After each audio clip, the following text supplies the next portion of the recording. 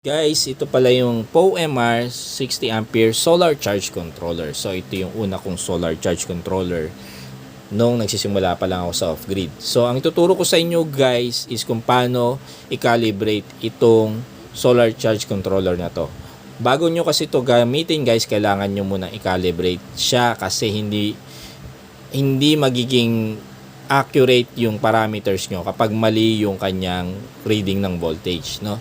So, unang niyang gagawin para makalibrate to is ikabit nyo siya sa inyong battery. So, yung battery terminal niya ikabit nyo sa battery mismo. And then, from that, kailangan malaman nyo yung reading ng battery voltage. So, pwede kayong gumamit ng tester.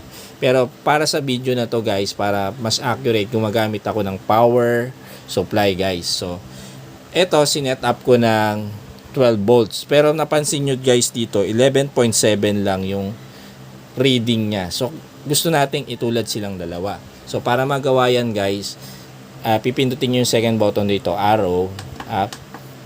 Then, hanggang makita nyo yung C, no? C sa unahan. Ibig sabihin nun, yun yung calibration niya guys. So, i-hold nyo yan and ipipress nyo para makorek yung voltage. Arrow up to correct.